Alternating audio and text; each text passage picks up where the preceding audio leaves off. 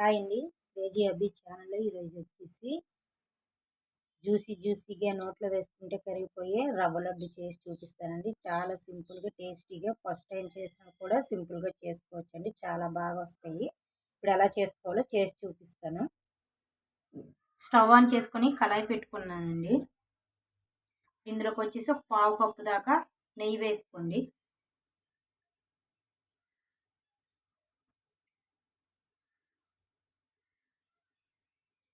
ఇప్పుడు నెయ్యి వేడవ్వాలి. నెయ్యి వేడయిందండి.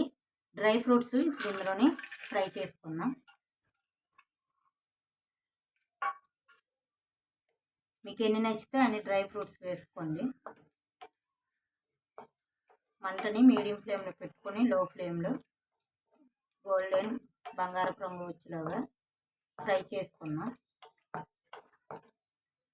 ఇప్పుడు డ్రై ఫ్రూట్స్ ఫ్రై అయిపోయాయండి. ఒక బౌల్లోకి తీసేసుకుందాం. ఇలా బంగారపు రంగులోకి వచ్చేలాగా ఫ్రై చేసుకొని సరిపోతుంది. ఇప్పుడు ఒక బౌల్లోకి తీసుకుందాం. ఇలా ఒక బౌల్లోకి తీసుకుందామండి. ఇప్పుడు అదే నెయ్యిలోనే ఇప్పుడు ఈ నూకని ఫ్రై చేసుకుందామండి. ఇక్కడ ఒక కప్పు దాకా నూక తీసుకున్నాను.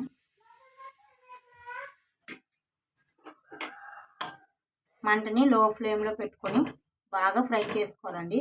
రవ్వ ఎంత బాగా వేగితే ఇలా 5-6 నిమిషాల పాటు ఫ్రై చేసుకుంటూ ఉండాలండి. రవ్వ ఎంత బాగా ఫ్రై అయితే అంత టేస్టీగా ఉంటుంది నెయ్యిలోనే.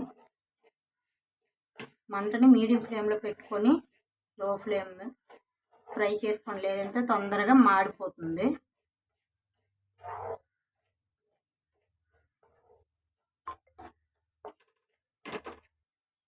ఇలాగా ఒక 6-7 నిమిషాల పాటు ఫ్రై చేసుకుంటే నూక చక్కగా ఫ్రై అయిపోద్దండి.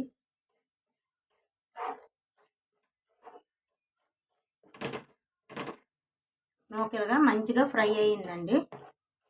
ఇప్పుడు ఇందులోకి పాలు వేసుకున్నాం. ఒక కప్పు నూక తీసుకున్నాం కదండి, ఒక కప్పు పాలు అయితే పడతాయి. ఇప్పుడు కొద్దిగా వేసుకుంటూ కలుపుకుంటాం.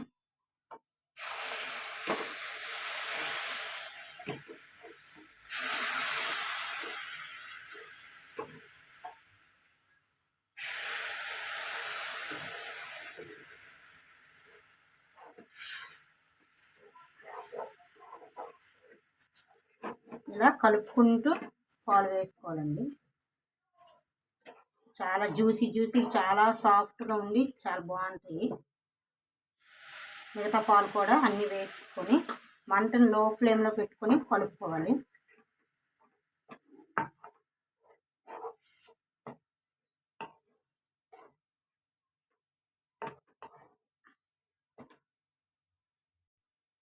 ఇలాగా మనకి రవ్వ అనేది పొడిలాడుతూ వచ్చేయాలండి. మొత్తం ఉడికి ఇలాగ ఉండలు లేకుండా సాఫ్ట్గా చేసుకుంటూ ఉండాలి. మీరు ఇలాగా గరిటతో చేసుకోలేకపోతే మనకి ఆలు మ్యాషర్ ఉంటుంది కదండి, దాంతో కూడా మీరు చేసుకోవచ్చు ఉండలు కట్టకుండా. ఇది బాగా పొడిలాడుతూ వచ్చేయాలి.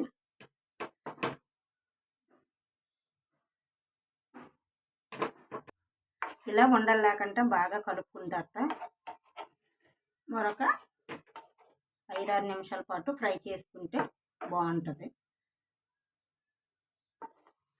ఇలా పొడిలాడుతూ వచ్చేయాలండి. ఇప్పుడు నూక అయితే ఫ్రై అయిపోయిందండి. స్టవ్ ఆఫ్ చేసుకుంటున్నాను.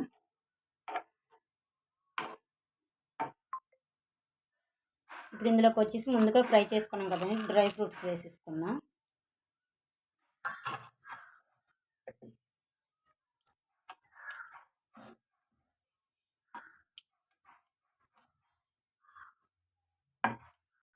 అలాగే అందులోకి వచ్చేసి చక్కెర తీసుకున్నానండి. ఇక్కడ 1 కప్పు నూక పాలు తీసుకున్నాం కాబట్టి అరకప్పు షుగర్ తీసుకోవాలి. ఇప్పుడు మిక్సీ జార్లో వేసుకున్నాం. అలాగే ఒక 3 యాలకులు. ఇప్పుడు ఇది మిక్సీ పట్టుకుందామండి మెత్తగా. వండి ఇలా మెత్తగా మిక్సీ పట్టుకోవాలి. ఇప్పుడు ఈ పౌడర్ ఇందులో వేసేసుకున్నాం.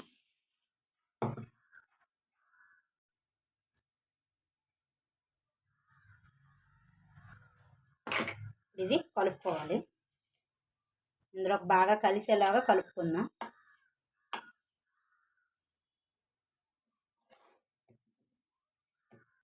ఇలా అంతా మిక్స్ చేసుకోవాలండి. మిక్స్ చేసుకున్న తర్వాత పర్ఫెక్ట్గా మనకి ఉండ చుట్టుకోవడానికి వస్తుంది. ఇలా ఇలా ఉండ తీసుకున్నామంటే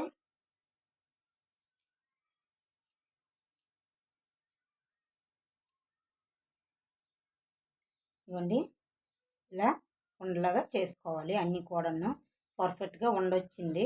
చాలా సాఫ్ట్గా, చాలా టేస్టీ. నేను చెప్పే కొలతలకు ట్రై చేయండి, చాలా బాగా వస్తాయి లడ్డూలు. మళ్ళీ మళ్ళీ చేసుకొని తింటారు. అన్నీ కూడా ఇలానే చేసుకోవాలండి.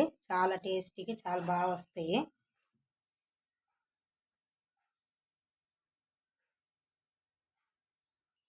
అంతేనండి, సింపుల్గా టేస్టీగా జ్యూసీగా చాలా సాఫ్ట్గా ఉంటాయండి.